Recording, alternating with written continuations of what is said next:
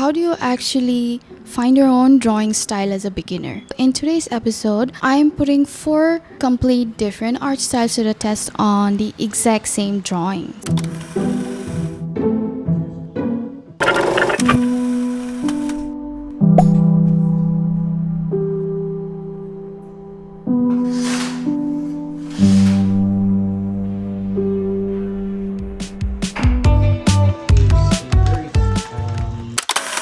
Starting off the morning with some hot green tea for this episode 8, I just want to experiment a bit and stop stressing over perfection.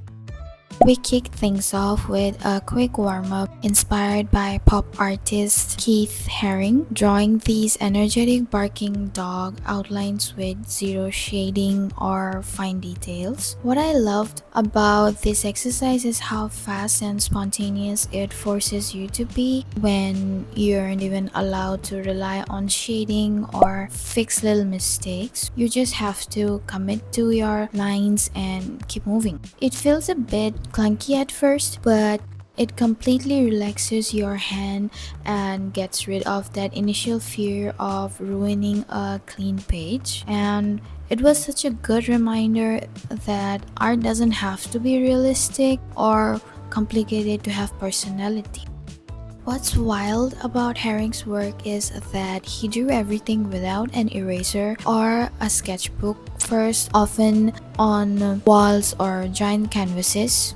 In traditional drawing, trying to capture that graphic comic book style forced me to think entirely in flat shapes instead of 3D forms. You're always trying to build depth with shading and soft gradients, but here energy comes from the heavy black border and those action dashes across the head. It's almost like learning a visual shorthand for a cartoon language.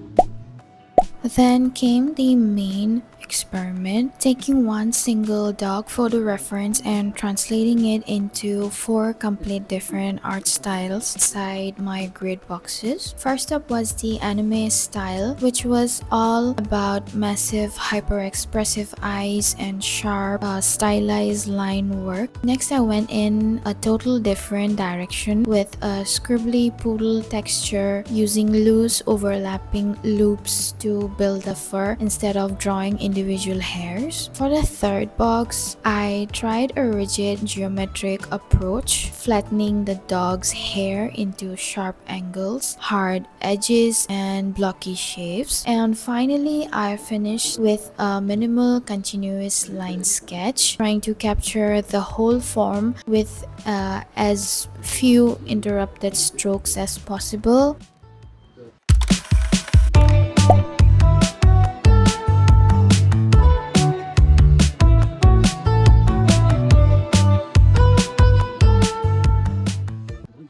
To bring everything together, we sketched a full Dachshund.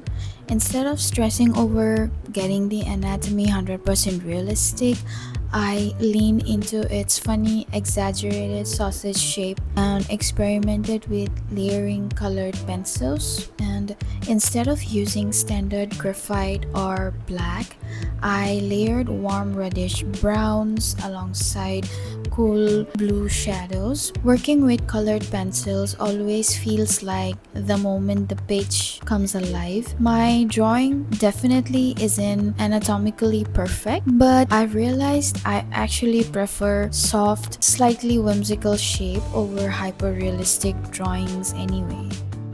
What I loved about this part of the session was just taking my time with the shading without rushing to finish. When you're first starting out, it's so easy to panic when a sketch looks a little awkward in the beginning stages, but taking those extra few minutes to slowly build up color over your initial pencil lines completely transformed the page. It reminded me that art is process and you don't have to get it right on the first stroke to end up with something you genuinely love.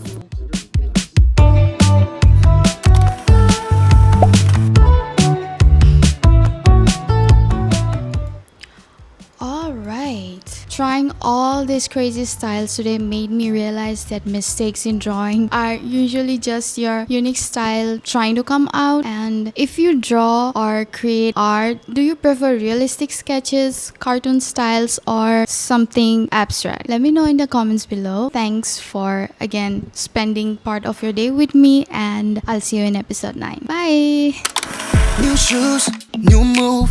I don't want the fake love on dailies. Like the way you touch, don't you play me. Want the kind that burns but that saves me. New groove, new rules.